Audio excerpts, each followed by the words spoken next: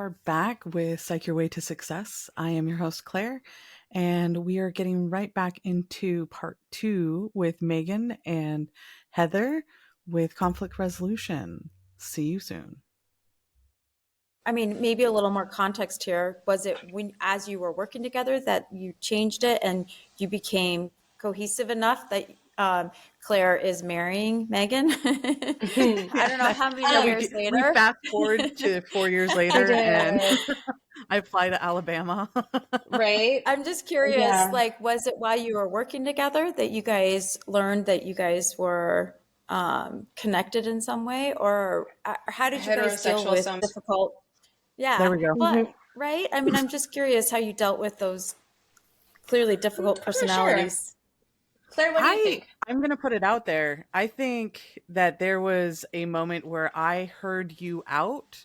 I think you were really frustrated on a certain day, and Probably. it was very easily done in our workplace. So I remember having the opportunity. You were back in the office. I got to hear you out because it was so easy virtually to not have to deal with our conflict.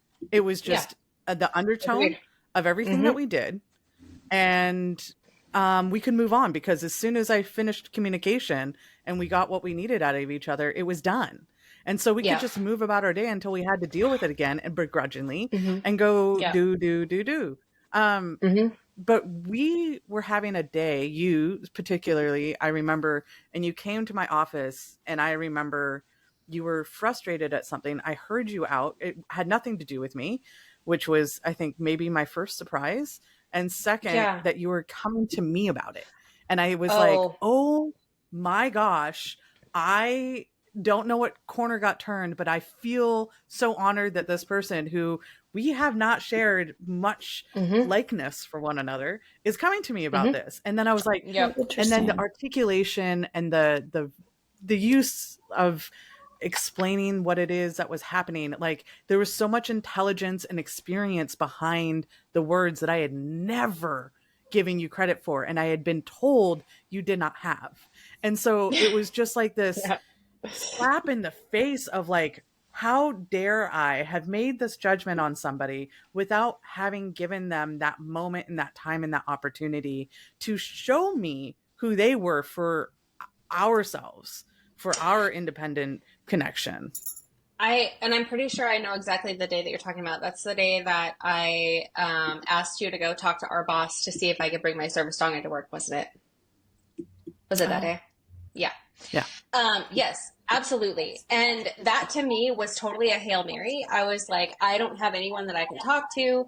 I literally sat in Claire's office. We are so far off topic at this point, but I sat in Claire's office. I know. And I literally was like, I can't breathe. I have a service dog. And I at that point was in the process of trying to get approval for her to come in to work with me, and it was with corporate HR, and it was this whole thing. But I was like, I shut her door, and I was like, I was so sweaty, and I was like, I was panicking because I was like, she feels maybe like she might be a safe space. If she's not a safe space, then it's not going to make it any worse. I know exactly the day you're talking about. So it really was. I can't believe you remember it, but yeah. Oh, I remember it very clearly, actually, because I got sent home that day. Because yes, you did. that was not something that our current company was willing to tolerate or approve at the time, and so I got sent home. But so I just had the feeling that Claire was a safe space, and I threw a Hail Mary, and it worked out, and here we are. So it sounds like vulnerability. You were vulnerable at that moment, and you. Oh yes. I think that's I had given her no reason to feel like she could be with me. And that's why I was just like, I think there was that moment where like, if we just stop and listen to people, like I always know when I am around somebody that I've always been on my back foot with constantly. And I know you guys all know individually, we all have great strengths. We all have a certain level of intelligence that we have not sometimes been able to show in its best light to certain people. And if we were just given this one opportunity to do that, and then it could grow into something bigger and better. But For sure. man, I think it know plays that into company. I think it plays into company culture too, though, right? Like if you aren't, boom. Yes. if you aren't seated at a table that really fosters Mm-hmm. that type of relationship, then you need to find a seat at a table that welcomes you. Quite frankly, I'm so sorry, but if you Yeah. are not at a company that is willing to allow that growth and that vulnerability, then I'm sorry, you're not in the right place. You'll find a different table.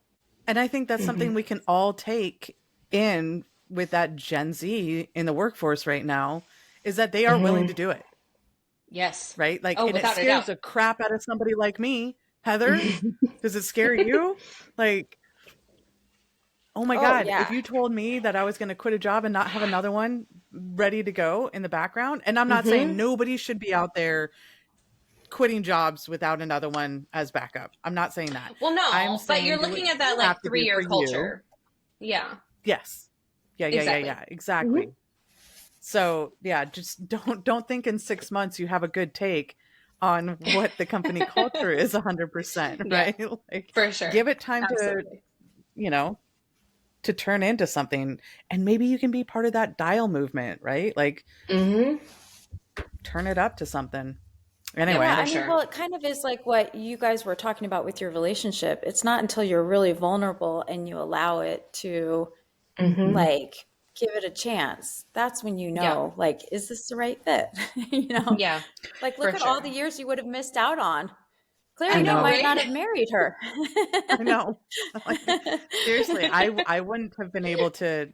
Man, I've learned so much from Megan. It's not even funny, but Oh. I think one of the best things I've been able to, obviously not best, there's so many, but there's like this state of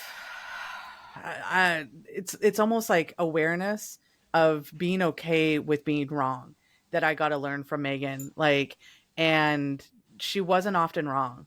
And so I got to see somebody who wasn't often wrong, was very I'm wrong all strong, the was time. very independent. She says that now, but like, she's wrong. That's the thing you're wrong about. Yeah, right?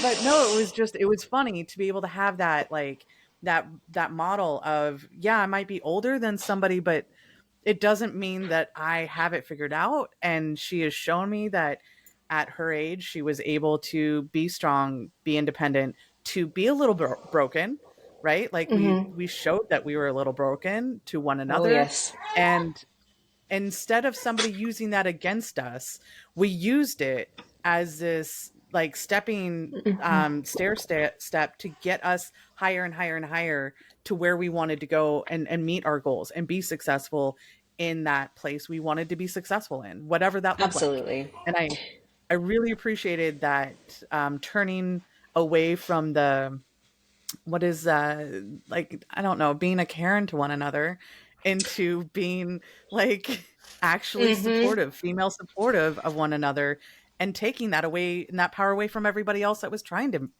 get us to do that. Absolutely. Well, and I think what's really interesting that you bring that up, because I feel like I met you at the beginning of like my girls era.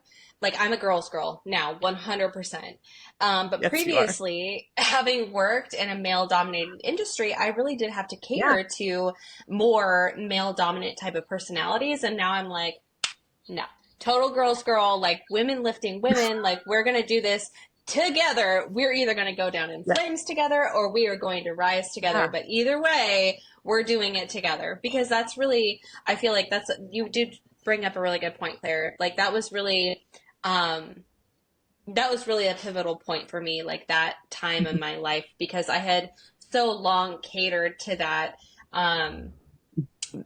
patriarchal type of manufacturing, heavy industry type of mentality. And it was very much a turning point for me when I was like, wait a second, I need to cater less to this specific audience, and I need to focus my energy more on lifting up this other demographic, which I'm actually part of. So that's been really good. But I do feel like when you were talking about conflict, though, I think that both of those different demographics do present a different challenge, because like we've been talking about with Claire and I, Claire and I were simply a difference of dominant female personalities, right?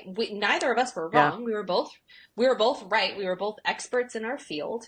But those two fields didn't always intersect. They sometimes butted heads. No. Yeah. Where Claire is like, no, I need money. And I'm like, you don't get money.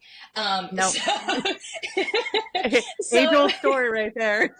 age-old story. So, we really had to meet in the middle. And I think that's really where I feel that Claire was a really pivotal point in my professional career, because she challenged me a lot to see different points of view, not from just a monetary perspective or a numbers perspective, but from a human perspective. We obviously met in a very unique type of time, because COVID was unprecedented for our generation or generations before.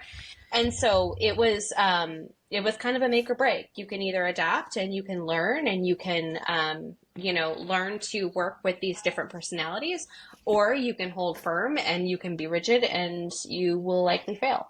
So there's a lot of value, I think, that came out of that time, even though it was a bit dark. But there's a lot of value as well. Well, this just turned into an episode about how Maegan and Claire became friends. So fun. Well, I do think that it's interesting, because it kind of talks about all of this in like a real live situation, with like dealing with the difficult personalities and like how to do conflict resolution, and then how to like build that friendship and support each other, and where it took Maegan and where it took Claire. Like, I do think it actually is very relative, probably more relative than we would think, especially with seeing how vulnerability in a workplace can create that humanization of other people. Absolutely. Well, and I would almost take that a step further, not just humanization, but flexibility, right?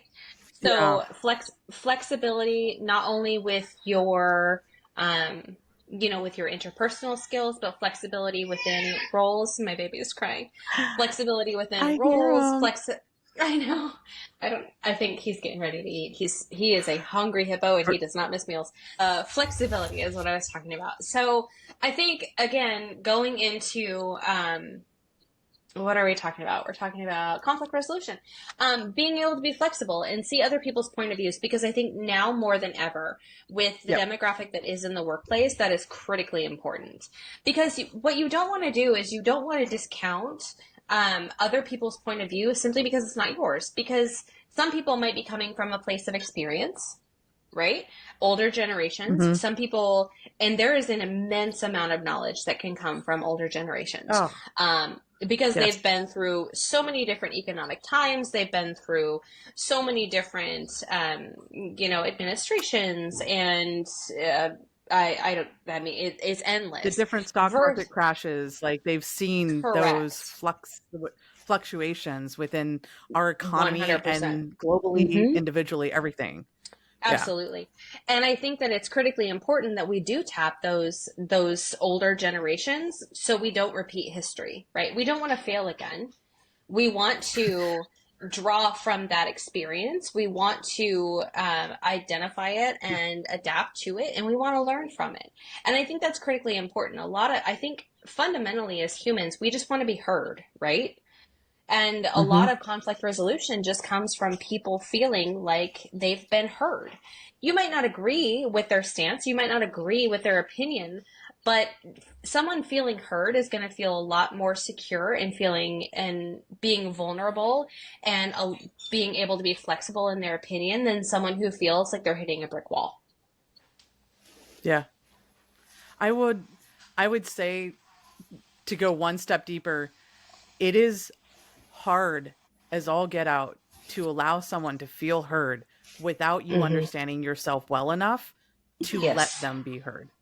100%. And so I encourage, as that step, is to really, really spend time being comfortable with yourself and being comfortable with being wrong, being comfortable with changing and flexing your opinion, because don't get too attached to anything, but know yourself well enough and be secure with yourself enough that people can throw out opinions. They can say some of the most offensive things to you, and it's not going to shatter or break you or throw you off so much that you no longer give them the space, right? Like I can see somebody offending you personally, but then are they doing that because, and this is where my psych side goes like through the roof, like, okay, like where's that actually coming from?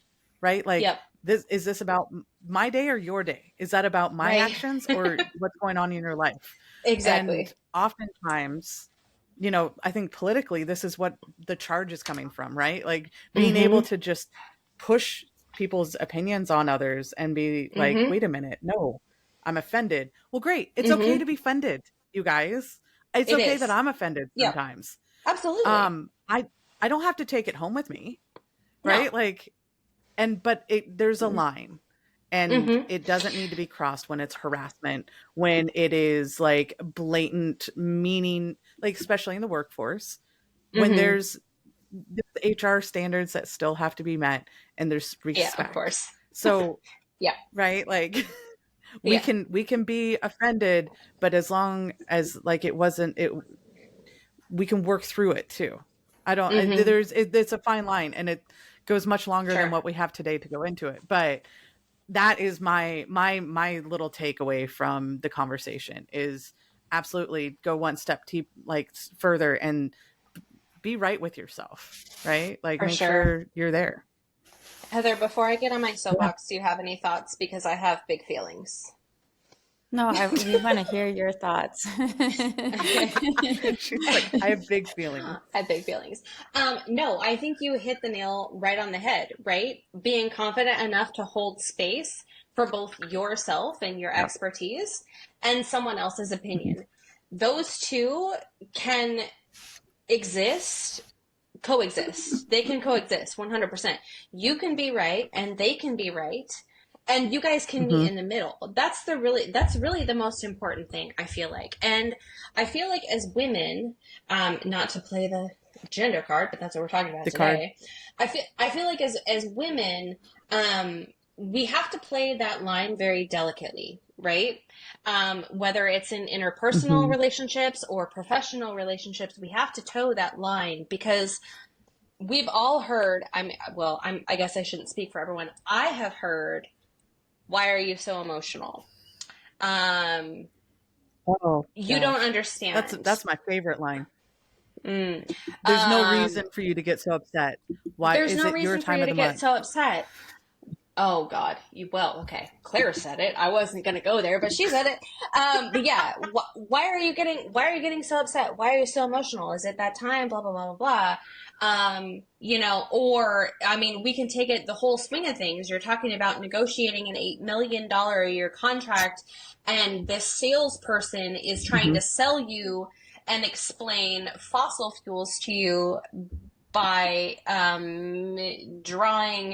using hyperbole and explaining like, well, if you're trying to cook dinner for your family and you put oil in a pan and it starts to smoke and you're just like, good Lord, I cannot with any of this. But it's being able to hold court for both yourself and your expertise and your own confidence, and then also someone else's opinion, right? It's okay to identify, hey, this person has an opinion and I do not agree with it, but that doesn't mean it's less valuable or less relevant. Is that Rhea or Rennie? Rhea? Rennie. Yeah. Rhea, yeah. Hi. No, Rhea decided she was joining today. Oh, okay. Well, my baby almost joined, but he's being attended by his daddy. So I do think that is a very valuable point, is that I think that as women, we have a unique challenge that maybe men don't. I don't know that I've ever spoken to a man in the workplace that says, I need to identify, this is my box and I am comfortable and confident in my box. I hold court in my box. This is my space.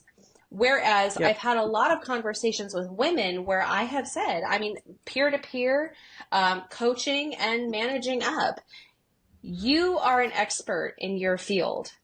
You need to feel confident in your space and you need to not waver from that. You cannot allow someone's personal opinion of you or your gender or your generation or whatever the case may be, you cannot allow that to sway you from your stance of confidence. Now, that stance of confidence can allow you to see someone else's perspective, which is very valuable, innately valuable in a workplace, right? Because we have so many different personalities and different demographics that we work with. But specifically as a woman, you have to feel confident in that space and say, this is my box. I own this box and I know everything about it. And you might have your own box. And I respect that you have your own box and you know everything about it. Let's meet in the middle and talk about our spaces. That's right. It's a unique environment, I think, as a woman in a male dominated industry. And I would say, as we're getting through the generations and things are even becoming more expanded and some would say more complicated, I would say everybody, not just females, are encountering this as almost without a doubt, generational rather than a female, plight. So yeah, well, absolutely. No, and I'm a mom of 2 boys, and I talk to my 15-year-old about that all the time. Because he talks about, because he was raised by a very strong female, right? Like I was his entire world for the first 12 years of his life, 13 years of his life. Exactly. Yep. And so he doesn't think anything of it at all. And then he sees, things that happen on TV or things that happen in movies, and it doesn't make sense to him because he has a mom that is outspoken and strong and willing to hear other opinions, but also still stand strong in her opinion and know what her values are. And I think that when it comes to communication and teaching the younger generations communication, that's critically important.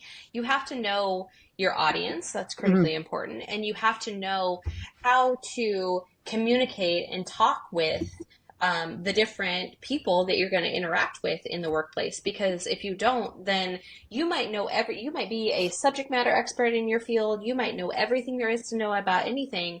But if you can't articulate that and you can't articulate that in a non-threatening manner, then you're never going to be seen as, the value that you are in your field, because people just see you as either as a bully or someone who is unwilling to flex in their opinion.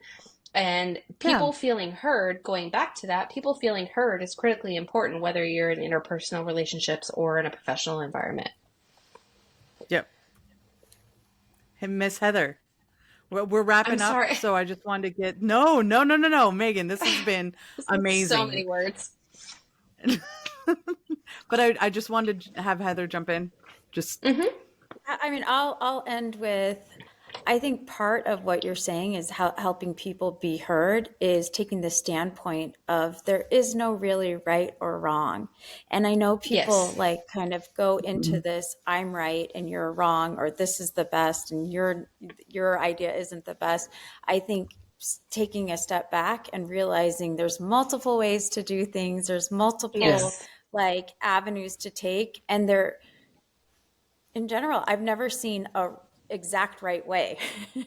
Right. For sure. And, I think we live in polarizing worlds where there is a right and there's a wrong, especially, and so, but to just pull back from that and realize that isn't the case generally, it creates that ability to really hear somebody out. Because once you think that you're right and they're wrong, you really aren't listening. You just listening can't anymore. No, you cannot. So that would be the only thing I would say. And I think you nailed it. When people are not listening anymore, they are more willing to be upset, hold grudges. The temperature rises and things explode in not good ways. Well, and I think that's probably where vulnerability really does help. But go ahead. No, just I think talking about vulnerability. There's a delay. Go ahead, Maegan. Sorry, you go. Maegan, go for it.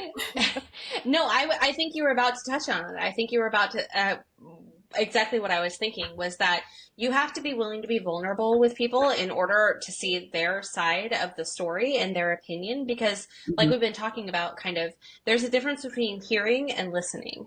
And hearing and listening are two very different things when you talk about it from a perspective standpoint and understanding where someone's coming from. And people can tell the difference. Like, yeah, I'm hearing you, but I don't actually give a shit what you say, versus I'm listening to you, I'm absorbing your opinion, I'm considering your opinion, forming my own response. And that is critically important in the workplace. Whatever industry you're in, that is critically important. So yeah, that's my 2 cents. Yeah, no, thank you.